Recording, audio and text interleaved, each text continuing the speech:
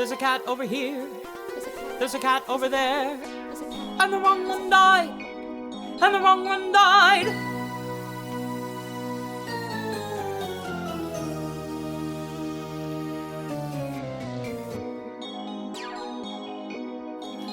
Welcome to The Wrong Cat Died, the podcast breakdown of the catastrophe. I'm your host, Mike Abrams, and today we have another great fan guest.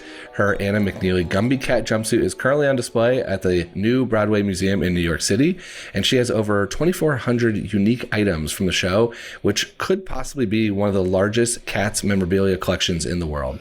She has a Cats costume rental business and is a massive Cats fan. So welcome, Christine Bogle. Thank you for joining me. Hello, it's nice to be here. Thanks, Mike.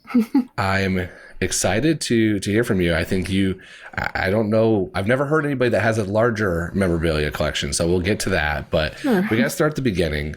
When did you become a Cats fan? How did it start? Like, what was your first interaction with the show? My first interaction with the show was when I was 12 years old. And I came from a privileged background, but it was a background that was sort of where we were provided for, but we had sort of a dysfunctional household. And we had everything we could want, but it was so incredibly dysfunctional. And literally I was having a serious hard time. And I remember in the summer of 1982, I was 12 years old. My parents had divorced, and I was kind of floundering. I was doing very badly in school. And this was before they had found out that kids were starting to develop something called autism and Asperger's. And I was particularly a very lonely child. I really didn't have a lot of friends or anything like that. And it all came to a head in the summer of 1982. And my family had left to go somewhere, and I was alone in the house, and I was just laying on my bed, and the window was open, and it was summer, and it was kind of late summer, and the breeze is blowing in, and I had my radio tuned to a soft rock station, and I hear this song come on the radio. I'm laying down, and instantly, like a magnet, just pulled me upwards, and I go to the side of my bed. I'm looking out the window, and I'm hearing the strains of this song sung by this woman, and it was Barbra Streisand singing Memory. And I was like... All I knew was that this song that I was listening to, I had chills going up and down my body. And I didn't know what it was, but I knew that it was important, very important. And I didn't know at the time how important it would be, but it was important.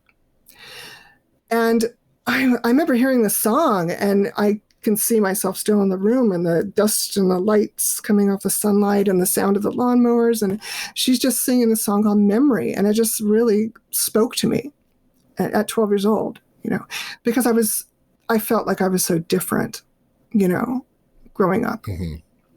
And I frantically wrote down the name of the song, and the singer, Barbra Streisand. I knew that my mom liked Barbra Streisand. I heard this song. I wanted to hear it again, like instantly. But I ran downstairs and I grabbed all my mom's records, and she had all the great crooners, and Barry Manilow, and she had Frank Sinatra and Dean Martin and Barbra Streisand. So I find a Barbra Streisand album that she has, and it's one of the old ones. And I'm like, oh my God. Yeah. So I wanted to hear the song again so badly, but it was 1982. And literally, children, there's no internet. There's no instant gratification here right now. Okay, if you wanted to hear something again, you had to listen to it, wait for it on the radio, and get lucky. And I waited the whole week to try and hear the song again. Desperately, my mom, we're in the car. I'm like, Mom, turn it to that station. Turn it to the soft rock, station. And I was unlucky. I didn't get it. So that weekend and the next weekend, my dad, took us out, and he would, he had visitation rights. So we were going out shopping at the shopping mall, and to get your music, you had to go to the record store. So I'm going in there, and I'm like, Barbra Streisand, I gotta find that song. I go to the singles, it's not there. I go to her section, the Barbra section, it's not there.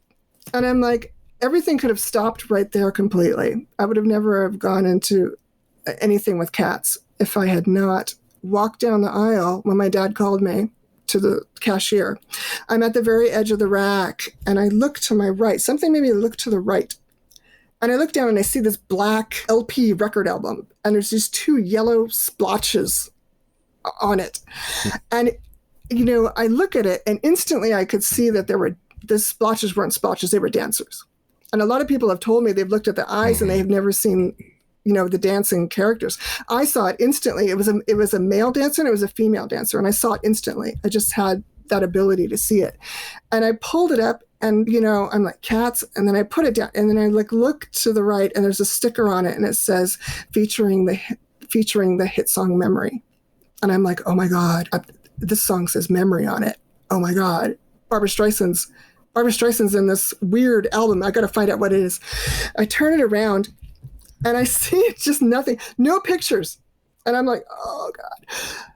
I look at it, and there's nothing but just white text, like a Star Wars white text scroll going down the back of it. And I turn over, and the record album's heavy. It's a 2-album set. I look at the price, $22. And my dad's never going to let me get this. This is way too expensive. So I pick it up and I grab it. I'm 12 years old. Okay. I go to my dad. I go, Dad, this is the song I really want is on this album. It's Barbra Streisand. Please, can I buy this record album? I know it's so expensive, blah, blah, blah. And then he goes, oh, I've seen that. It's a Broadway musical about people dressed up as cats. And I said, Barbra Streisand's in it, Dad. And he's like, okay. My dad was an arts guy. Okay, even though he worked in the military, he's in the arts force, in the Air Force, he's an arts guy. He liked symphonies, he liked operas, he loved the Broadway shows. He saw a lot of the greats. I believe that he saw Rex Harrison, and I think he saw Yul Brynner in The King and I, and then I know for sure he saw Joel Grey front row, like 2 days after the opening of Cabaret. So my dad was a big arts guy. And I said, I want this song. And he's all, well, okay, I'll get it for you. But why don't you get the cassette tape? And you can listen to it on my Sony Walkman. And I was like, oh, okay. But I didn't realize, Sony Walkmans at the time were really like a phenomenal invention. You could carry your music around with you. So you could put your headphones on and go jogging or jazzercise or whatever. And it was like the first time you could actually have portable music. So my dad convinced me to buy the cassette because it was cheaper and I could carry it around. And my dad had a Walkman and he promised to get us one for Christmas. And he also said, on the way out, he goes, that Broadway musical, I really want to see it. And you said you wanted to go see Annie. Maybe this Christmas we'll take you up to New York to see the show. You can see Annie or Cats, whichever one. And I was like, okay. But I wasn't excited because I didn't know anything about Cats. And I thought, oh, okay, we'll see Barbra Streisand. Literally, I thought before I listened to the music or read about it or the lyrics or anything, I thought it was a show about Barbra Streisand, and she was singing memories of her life. And I thought she must be this old senior citizen lady singing about her old cats. I mean, like the old cats she used to own, through her life or something. That's what I thought the show was about. Because there was no pictures, nothing. It was completely blind. I didn't know anything. And we had seen movie musicals, Annie and Grease, and we danced to them, downstairs in the basement, and things like that. Mm-hmm. And I was like, I get this music at my dad's apartment, and we were only allowed to listen to his Walkman for a half an hour. We had to share it. It was my older brother, and it was me and my sister, so we had to share it. So I put on Cats, but I only could listen to the first side of the Act 1 cassette. And I have no idea what I'm listening to. I'm completely baffled. I'm like, Jellicle, Cats, Jellicle. Yeah. I just wanted to listen to Memory. I didn't understand what was going on. And so I only listened all the way up to Bustopher Jones. And then when I got it back, we were going to leave. And I thought, I got to listen to Memory before I leave. So I listened to it, and it's not Barbra Streisand. So it's a different woman's voice. And there's this little girl child singing at the beginning of it. And I thought, what? I was like, oh my God, it's so cute. She's singing, a little girl is singing, and I was like, what? So I was very confused because when I opened up the cassette, all I had were the lyrics, no pictures, nothing, no pictures at all. Yeah. And I kind of put it away, but then I kept going back to it when I got my Walkman. And then I remember seeing somewhere in the spring, we never went up to New York, of course. Things were getting crazy, and my mom wanted to move to the West Coast where my grandparents were. So we were getting ready for a move. And it was late at night, and we would stayed up a little bit later, my brother and sister and I. And we were watching the TV. And at that time, they were starting to do, New York Board of Tourism was starting to do this I Love New York campaign. Do you remember that? Mm-hmm. Okay. Oh, you saw the infamous commercial, right? Yes. Okay, this is what happened. And I had seen it before in passing, like they had chorus line members and some of the other people. And I'm sitting on the couch and my brother and sister are in front of the TV. And then all of a sudden I see on screen Terry Mann as Tugger and Donna King as Bomb Ballerina. And Terry's crouched over there with the fog and the fake city set behind him. And he goes, "We cats love New York." And I vaulted off the couch and I fell over the coffee table. And I'm like in between my brother and sister, "Don't turn off the TV." And I hear my mom's all like, "Come on, you kids, go to bed." And so I saw the I Love New York commercial. And it was the first time I'd ever seen the characters. And because I've been listening to them for months. The first time I'd ever seen him. And I remember thinking, that's what Mistopheles looks like. I was like, oh, wow. I was like, oh my God, I've got to see more of this. And they didn't have the tire commercial out yet, or I didn't get to see the Cats That Leap commercial. So only thing I had with these characters in my head of what they looked like and how they sounded and moved in space was the I Love New York commercial. And as fate would have it, I never saw it again. It took me years. It took me at least 15 years to find that commercial with traders, with people trading Broadway stuff. It took that long. It's crazy. It's so interesting to hear her say this because it's like, it is like compared to the time we're living in now where there's TikTok influencers and people going and sharing everything that you can get a pretty good taste of everything you want to hear. And that commercial you can find on YouTube. Exactly. So it's like you can just go back. And even in the music, there's you don't even have to think. You can go to Google and hum the lyrics and they'll tell you what the song was. Yeah. And at the time I was a brand new fan and it was part of my teenage life. And the way they had started the show was like, is the curiosity killing you yet? And with the commercial, and they had nothing that people had to go in there blind. And as luck would have it, we moved in 83. And then about 4 months later, the first national tour came to Washington, D.C. So I missed it by 4 months. And my dad went to go see it. And then he came back and he gave me more info and he gave me pictures and programs and things like that because he knew how much I loved it. So this is So when was the first time you saw it? This is going into the first time. So I was 14, and then he said, "For your 16th birthday, I'll take you to see Cats." And I went. I got my date right here. I went out the day after my birthday, August 15th, 1985, and my father took me on a business trip to Chicago. So I saw the show in Chicago at the Schubert Theater. And he got tickets last minute. So he had seen it before, but he kind of knew what was going on. But he wasn't a really good person that would just go on the phone and wait for hours and get the best seats. Okay. So we were up in the balcony. Again, very different than now. Where you can just go online and get them. You had to go get tickets. You had to either get at the box office and point, I want to sit there, third row on the aisle. Yeah. You had to be physically in person, or you had to call on Ticketmaster, Telecharge, or whatever it was, and hang on the phone for at least an hour, or you get busy signals to buy anything. Phantom of the Opera tickets with Michael Crawford. We were on the phone for 2 hours. We were on the phone for hours and hours, and we get bumped off and have to call again. Different world. It was crazy. It was totally different. Yeah. And the way they were, I was going back to the way they were advertising the show was busy. What was basically, you go in blind. You see a couple grainy pictures in the newspaper, and you may see a commercial. And it was word of mouth. It was all word of mouth. You've got to see this crazy, spectacular, show that's in town right now. And that's how the show got its popularity and its allure, because it was literally, it was a show that you really didn't know much about. But up until the internet time, that's how shows were produced and marketed.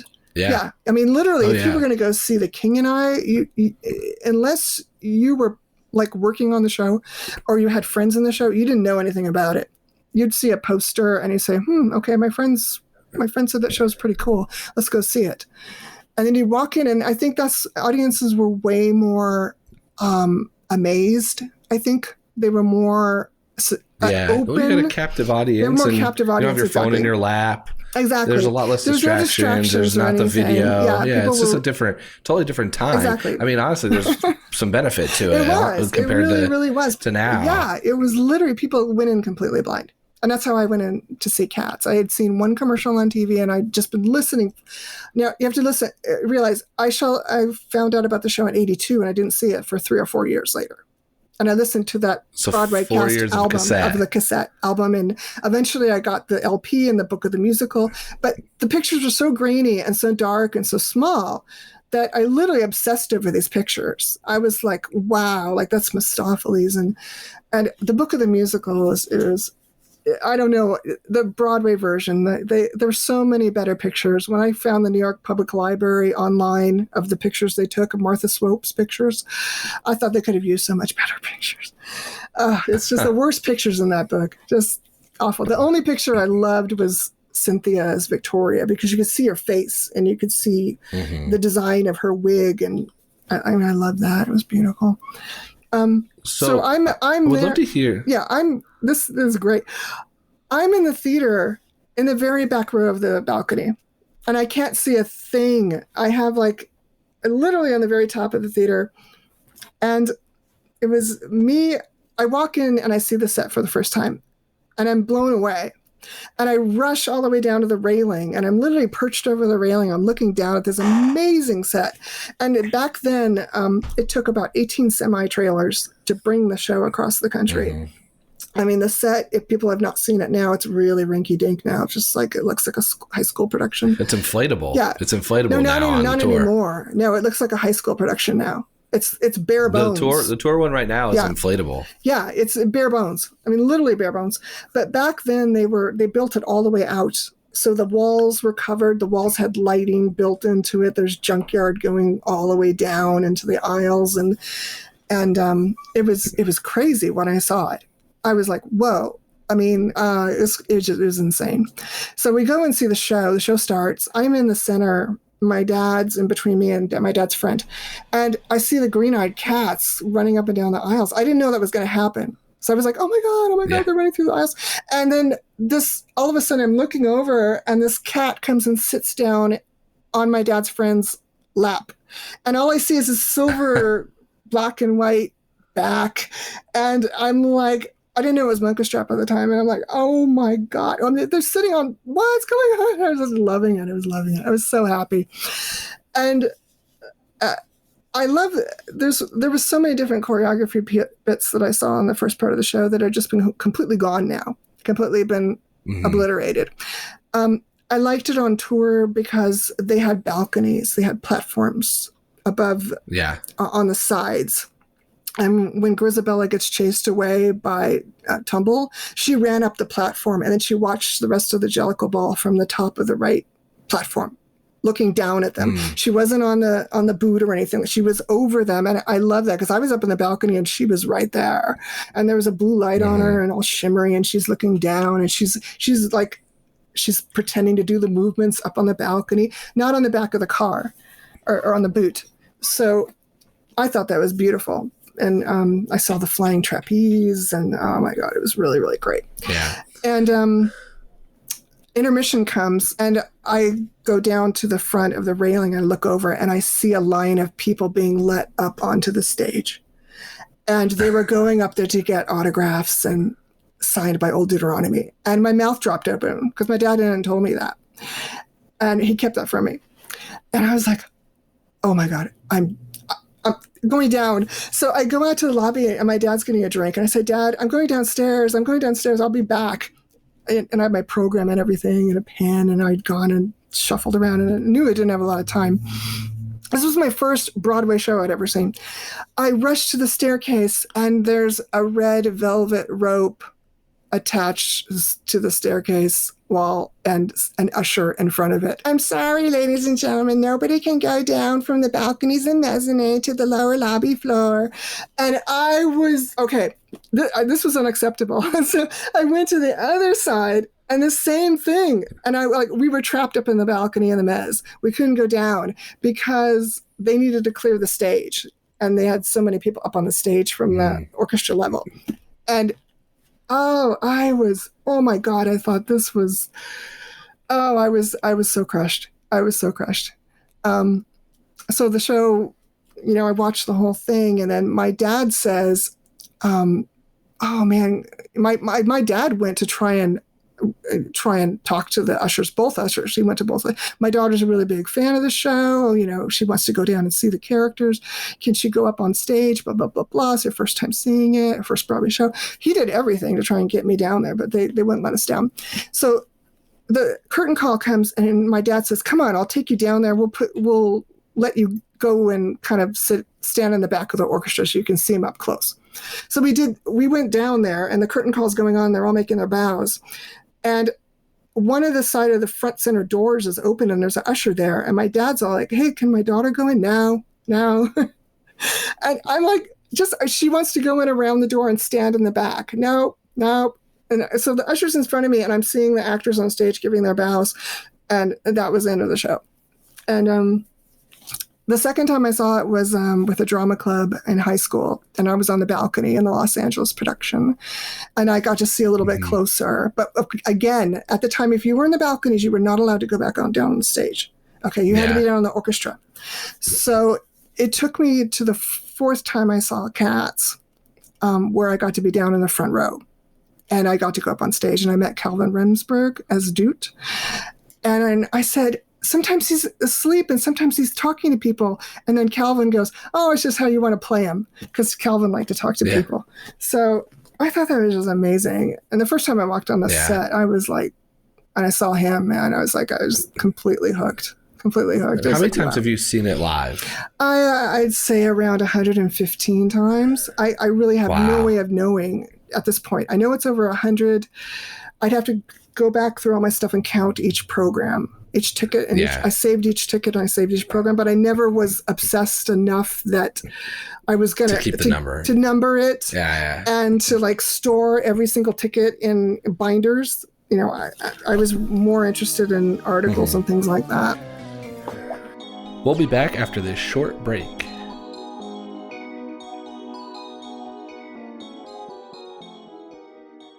Yeah, so I want to. That's a great pivot. I want to hear about your memorabilia collection and how you started. What was kind of the first piece you collected? How did you start collecting, and where is it kind of taken off to today? What's maybe your most favorite piece or most interesting piece?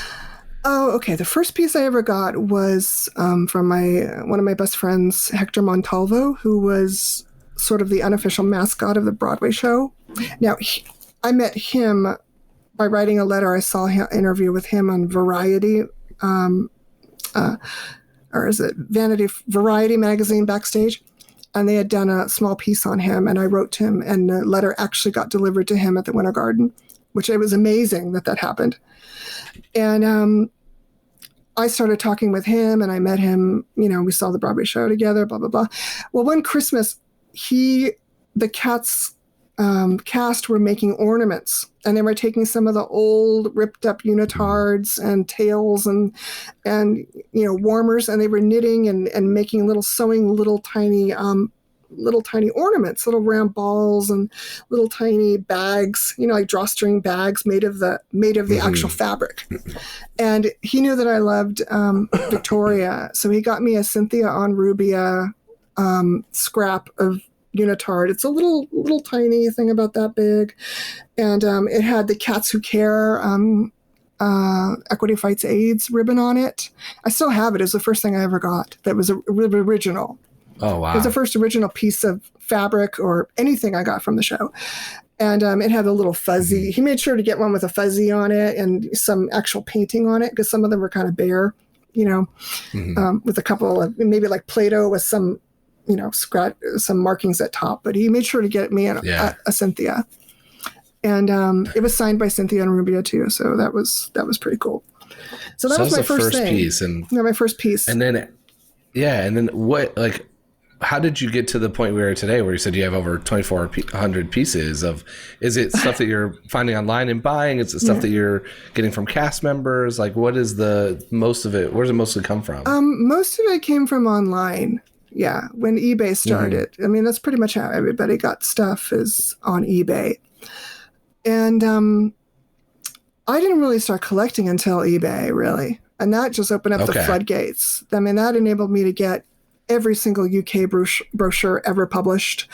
And, things like that. I started collecting programs because I was so obsessed with the show. And around the time I met Hector and was starting to see Broadway, I started to become interested in the other international versions, the French version, the Hungarian version, the Japanese version. So I was literally going to the libraries and finding the addresses of these theaters. And I would put $60 cash and I'd shove it into a plain nondescript envelope. And I'd say, Cats program brochure, and I would, track down the name. So they got a gist of what they wanted, and it was hopefully enough to pay for shipping. And 9 times out of 10, these theaters would send me their brochures. So I was starting to collect brochures. And sometimes I even get them signed. I mean, I got the Swedish China Teatron, and it was completely signed.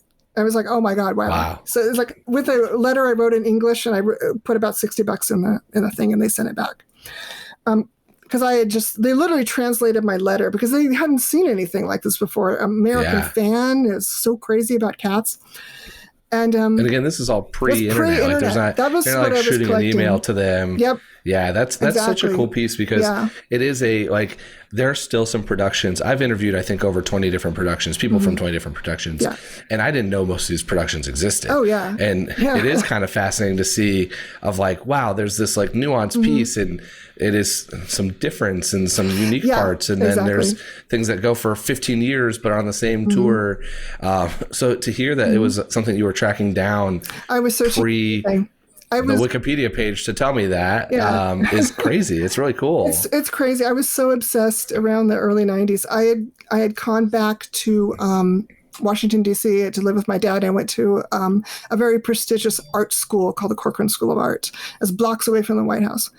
And I was also a couple metro rides away from the Library of Congress. So I would go into the Library of Congress and I would track down the Vogue magazine article. I tracked down the Time magazine article. They saved everything. So I would go and I would spend 3 or 4 hours looking at microfiche. I would go, okay, Des Moines, Iowa, Cats was there on this date. And I would go and microfiche everything and I would copy. And, back then the color copies were terrible. They're $1.50 each. And regular black and white was like 10, 15 cents. So I had to carry all this change to the Library of Congress. I mean, I was crazy. I was like, I'm going to track down all this stuff. So when I found out the foreign language, I got the German Hamburg CD first. And then I was just like, I got to find out more about these productions. And then I found out about Japan and just started collecting from there. And then when eBay came out, I started going more after I wanted costumes. I wanted actual pieces of the show. I had a lot of pictures, a lot of photos, a lot of news articles. I had, bootlegs, I had cassettes, I had LPs, tons of stuff already. And then a lot of the stuff was rare. I mean, stuff you would never be able to find, like the Hungarian souvenir brochure. You'd never be able to find it. The Mexican brochure. My dad went down to Mexico to visit our relatives, and he got like every single news article from Mexico and the brochure when he saw the show there. So he saw it. These are things that like you had to. Yeah, you basically had to know somebody at the theater. Yeah, you had to know somebody. Yeah, because they're not online. They're not selling them. There was no internet until either someone had to go and take it and put it there, or you had to know somebody at the theater. You had to know somebody. Is there a piece you're missing that you like? What's your dream piece of memorabilia from the show that you don't have that you wish you owned? I was thinking about this today, and then I just looked down at my book here. I can show you. It's a dream piece. It's something that I would absolutely go absolutely crazy for. And I don't know if you know about it or not, but it is it could be a dream piece for everybody, and it's not a costume piece. I gotta find it here. Where is it? Oh, it's somewhere in here. I'm looking. There's like 50 pages in here. It is the Abaddon photo shoot. This is, for me, would be the absolute holy grail for Cats. They took the original cast members and they brought them to Michael Abaddon's studio for Vogue, and they photographed them in all these different poses. And this photo session, you know, the red poster where they're all in the tower, it's from this session. And they're right now on Instagram, there is a page called Cat's Winter Garden Theater, and there's a lot of behind the scenes extra photos I've never seen.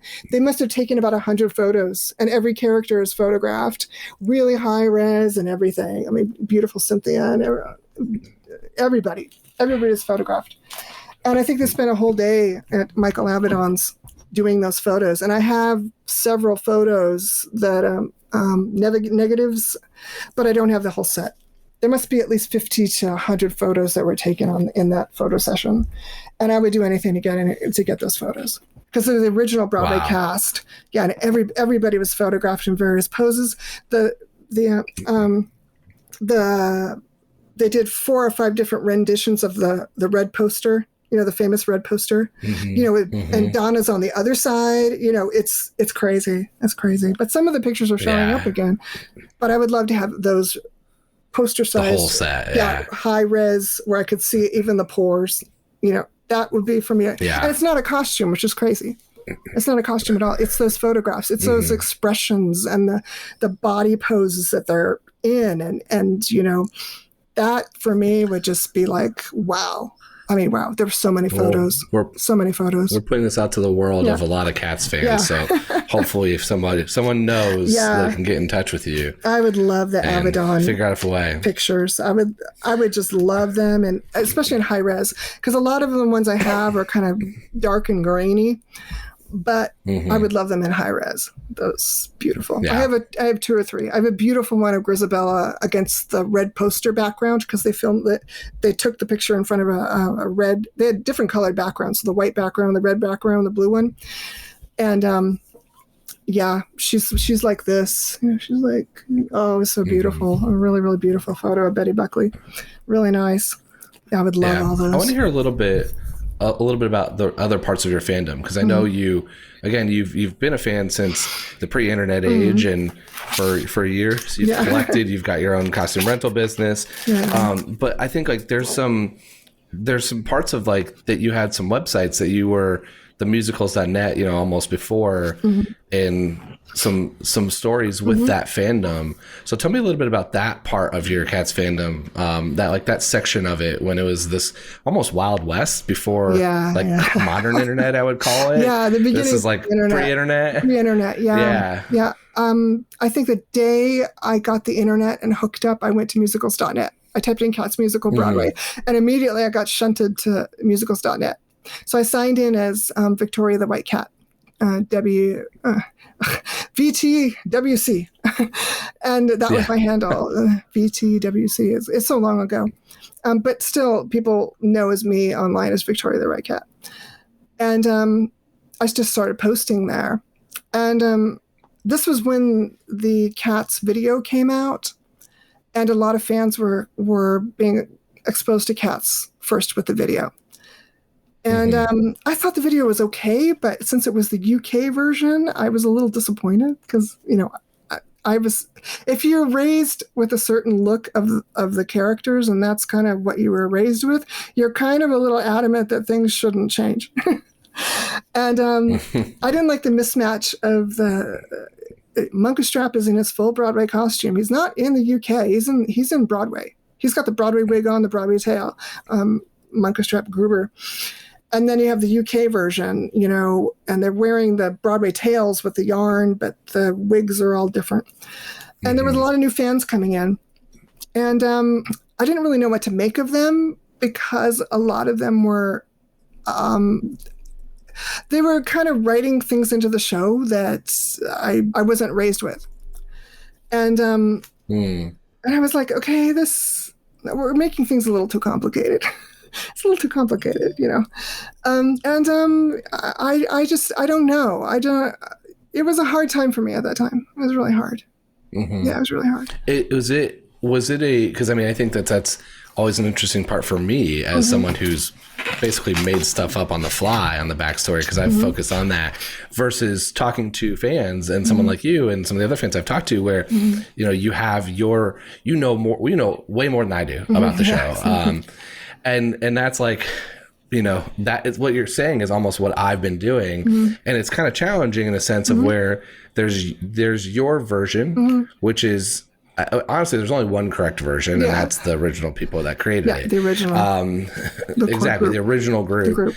But it's kind of a show built on this kind of bizarre openness of a world. It almost, to me, like I've translated a few times to Harry Potter, where it's like you built this universe that everything can live in, and that's why there was there's the Tumblr kind of has like their own kind of role play version of it, but it's interesting to hear you come back from 1998, 99, when there isn't all of this discourse from it, because it doesn't exist yet, except for in this one little world. Yeah.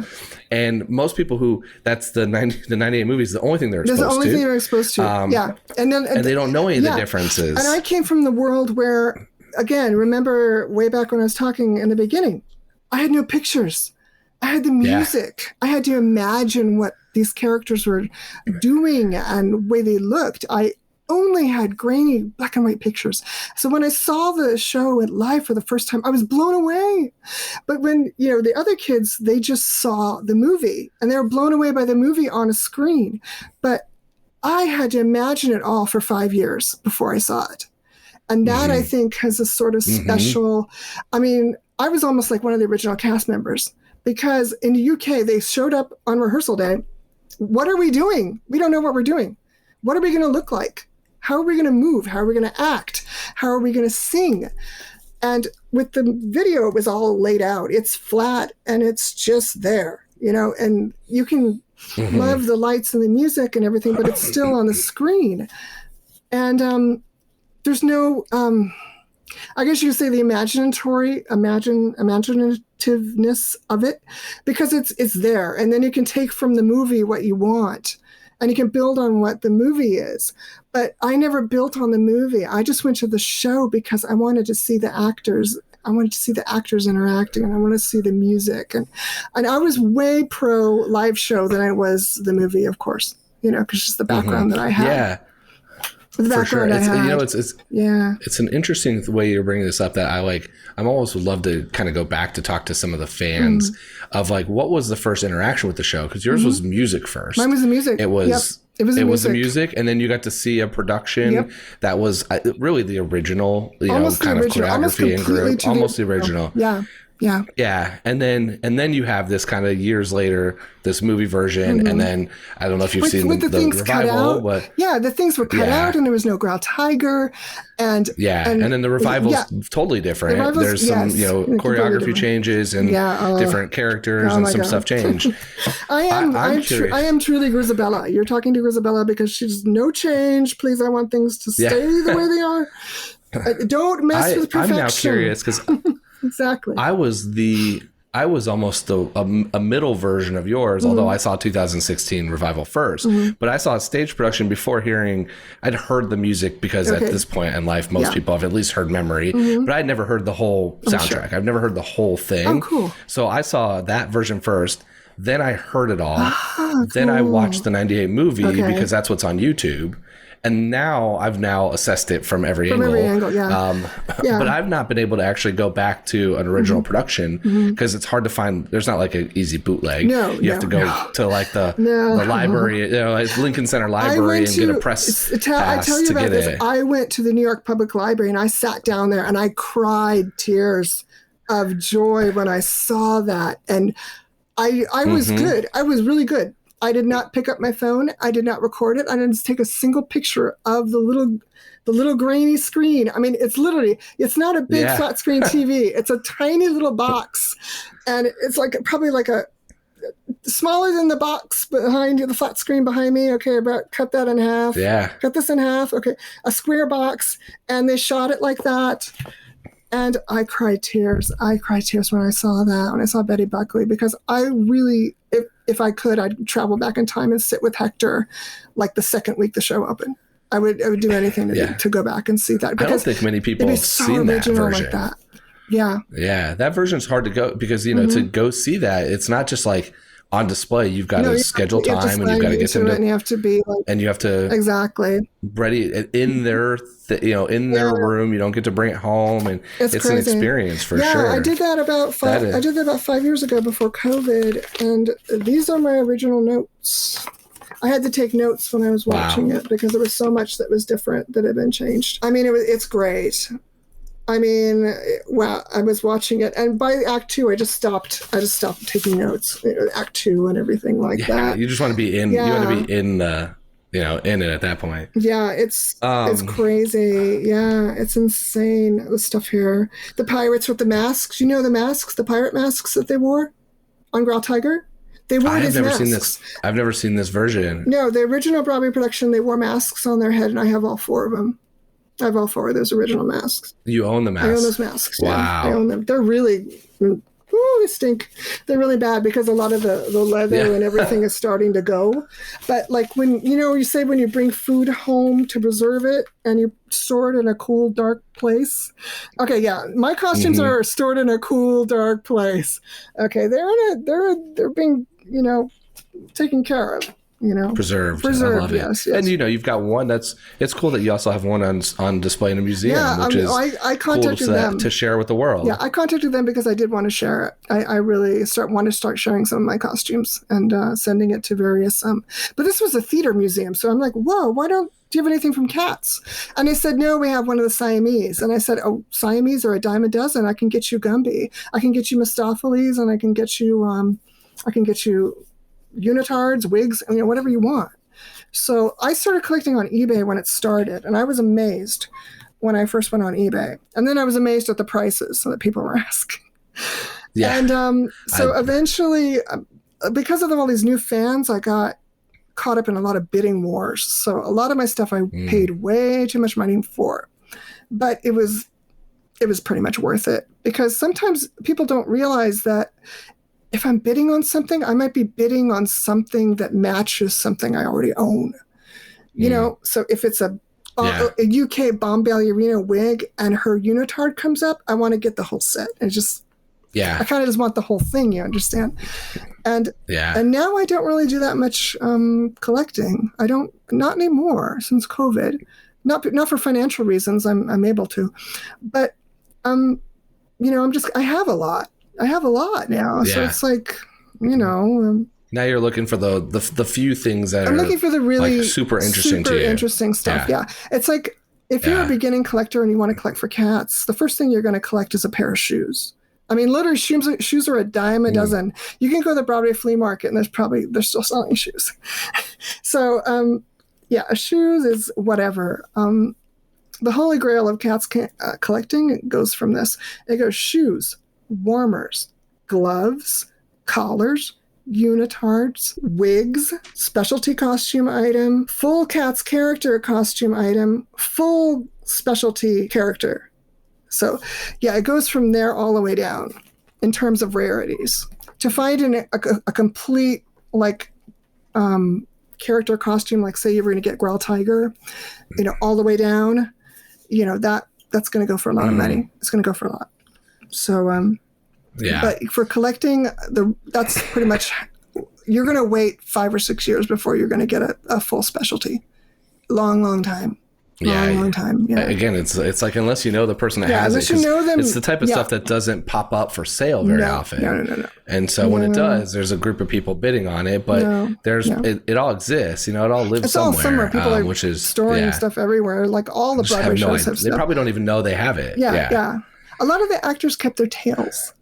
I thought that was kind of cool because it's really portable. Yeah. You can stuff a tail and roll it up and stick it with your, I have a Jean Valjean jacket and here is my Mocha Strap tail. Just roll it up and shove it in the pocket because they're, easily portable and stuff. But that's true. Yeah. So I want to do a little bit of rapid fire for you about cats. So first would be is if you were in the play, in the show, which cat would you want to play? Which cat would I want to play? I think I want to play Jelly Lorem. Jelly? Yeah, she's more kind of my, she doesn't do a lot of dancing, which is great, but she has to sing, and I can't sing and I can't dance. But I think I could embody Jelly. And that's one of my favorite numbers. It's funny you say that, because Jelly is one of my favorite cats. Of course, I love them all, but the Gus the theater cat number alongside with Memory, that's one of my favorite numbers. I like it because it's slow and she's being solicitous to him and whatever. And, she's making sure he's okay, but, come on. Tell us what you used to do when you were younger. And I like that. I mean, it's quiet and it's just kind of, if you get an actor that can play Gus really, really well, I mean, it's pretty cool. It's pretty cool. Yeah, I like that a lot. I like Gus. Who are your favorite and least favorite characters in the show? Which cats are your favorite? They change. When I was in the beginning of the fandom, it was Victoria. I loved Victoria. And then as, I've grown up with the show. I was 12 and now I'm of a certain age. I say over 50. Yeah. So I liked Victoria when I was younger because I wanted to be 12 plus. Yeah, I wanted to be a ballerina.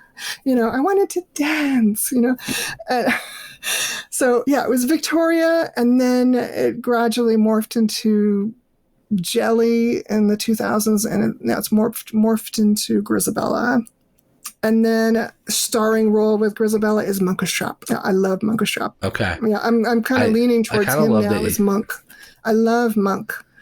I think he's a great female character. Characters that you've just kind of, I love that the female characters that are through like the ages is you've kind of followed suit, like exactly with the ages of the cats. With the cats, yeah. So you've kind of grown with them. Yeah, young and kind of innocent. Do you have a least favorite? A least favorite cats? Oh no, I love them all. I love all of them. You can't choose one. No, I can't. No, I love all of them. I think you've answered favorite song. You said it's Gus and Memory. I'd say the Jellicle Ball, Gus, and Memory. I think the three of those. The Jellicle Ball just for the complete exuberance of, the dancing and the music and the Warsaw, and it just, British Airways in Warsaw, and and then I like Gus because it's nice and quiet. I like it because the cats would come out really early in the early days. And they would come out and they would stare at you if you were down at the front row. And they would come and then I once saw Tumble Brutus. There was an orchestra pit. Tumble Brutus stretched out his leg and he did the splits over the orchestra so he could get to a little kid. Literally. And he's like doing the splits. And then he just kind of like stretches and he holds on to the edge of the orchestra pit and he pulls his leg all the way around. And I was like, wow, on the edge of the orchestra pit, but still, it was really cool. And that was before Moments of Happiness. I also saw Mungo J and Rumpelteazer come out one time. They were right in front of me and they saw me staring at them. And Rumpel's like shaking her head. And then finally she starts spinning in a circle. She just goes crazy and starts spinning in a circle and her tail's like spinning around. And Mungo is like completely frozen and she's going in a circle and the whole audience just starts laughing and stuff. And then she stops and then she looks at me and she goes, and just kind of slithered off and stuff. It was so funny. It was hilarious. So they used to do that in the beginning. They used to do the interactions and I miss all that so badly. I miss it.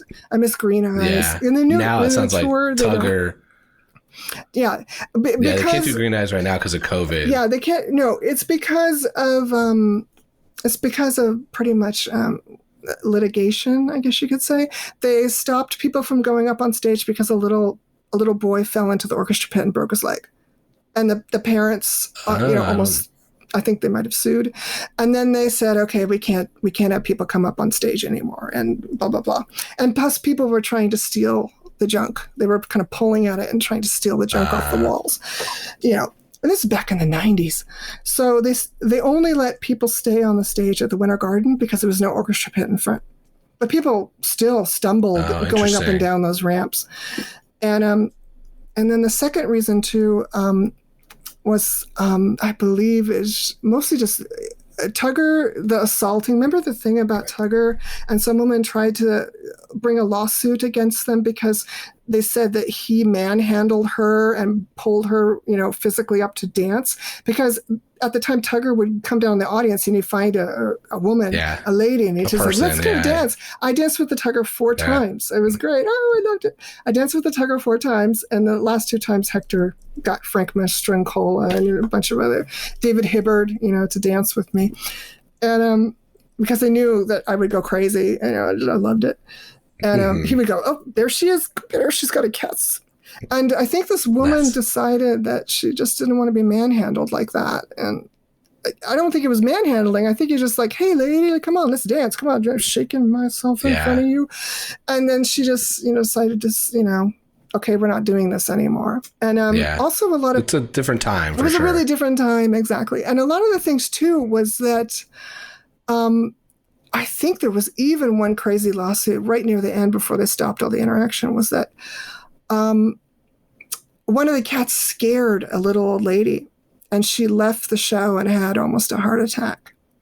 And they wanted to say, because it was in the dark, and the cats would pop up around they jump out and scared. Yeah, and it scared the lady. And every so often I would laugh because I'd be down in the front row in the first couple rows and I'd hear a scream behind me and they're coming in, or during Green Eyes, people would scream, and the tunnel in front and the Cassandra would pop up. I was not prepared for it. Yeah, you're not prepared. And a lot of these people, little old ladies, 90-year-old ladies, and and I was like, oh my god, and they would be and I would look over, oh my god, yeah, it's like, oh, there we go again. So, but I think it was that. I always get a kick out of Tyler Haynes, who was Tugger in 2016, said that he got hit. Yeah. He scared somebody and a little kid hit him. Yeah, they scared him and they swung back. Yeah, the audiences would get scared. Okay. Yeah.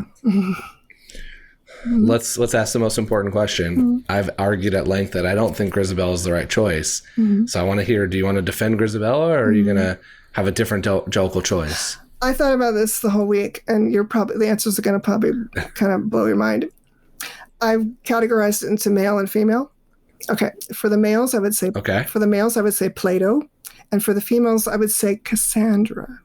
And the reason why I say that is because, the reason I explain it is that... Give me the rationale. Yeah. I would say that because both of them are slightly older and they're both mysterious. So they're sort of related to spiritual matters, kind of like, Cassandra's related to royalty, I guess, the pharaohs and the Sphinx. And she's very mysterious type of character. And I think that she would kind of relate to sort of this. Plato was the protege of Aristotle. Okay. And Plato wrote Plato's Republic and the Greek philosophers and things like that. And I think that Plato would be kind of like, I'm a philosopher, but I want to know what's coming next. And then Cassandra, because Cassandra is related to the Oracle of Delphi in Greece. And the reason I say both of these characters because they're both Grecian names. They're Grecian names. There's a lot of Greek names in the cast. And T.S. Eliot, apparently he was obsessed with the Greek gods and goddesses. And Plato was supposed to be, actually they thought he was the son of a god. And Cassandra was part of the Oracle of Delphi. And if Cassandra is the one that broadcasted there's going to be a disaster. The city is going to be attacked. There's a disaster. Nobody believes me. Nobody believes me. Please, I'm warning you. She is the harbinger of a warning. So, and I just thought that she's kind of associated with those things of the Oracle at Delphi because people would go to the woman in the cave and she would give them their auguries, stuff. It's where we get the blind justice because the Oracle was always blind. And she was seated over a vat of fire, giving the oracles. I think that those two characters would be I think they'd be like, the Egyptian Book of the Dead and the transformation, into the Ka spirit, things like that. So I kind of like that. I love it. Yeah. Yeah, that's kind of a unique way to think about it. I think it's definitely different than how I've thought about it in the past. But I mean, anytime it's not Grisabella, I'm happy. Yeah. You were my second Cassandra vote and the first Plato vote that I have. Okay, so it's always cool to get a new explanation too, because it's part of the fun. That's really, it's really, really cool. This has been it's great. such a fun episode. So thank you so much for coming on and sharing your story. And I wish the one downside is showing some of these cool pictures and all this stuff is that it didn't, it's a podcast. So I got to enjoy it, but everyone else, maybe I'll have you send me a picture or two of some of the things you showed, and we'll put it on Instagram when we post the episode. Sure. That's great. Yeah, I had a great time. It's wonderful. I could tell you tons of stories. I've got tons of them. Yeah. All the times I've seen the show, I could talk to cast members and meeting cast members and all that type of stuff. And it's just a lot of it's just fun. That's awesome. Well, thank you, and thanks everyone else for listening to this episode of The Wrong Cat Died, the podcast breakdown of the catastrophe. To follow along, you can subscribe on Apple Podcasts, Spotify, Stitcher, or anywhere else to listen to podcasts. Follow us on Twitter, Instagram, and TikTok at The Wrong Cat Died, or check our website, thewrongcatdied.com.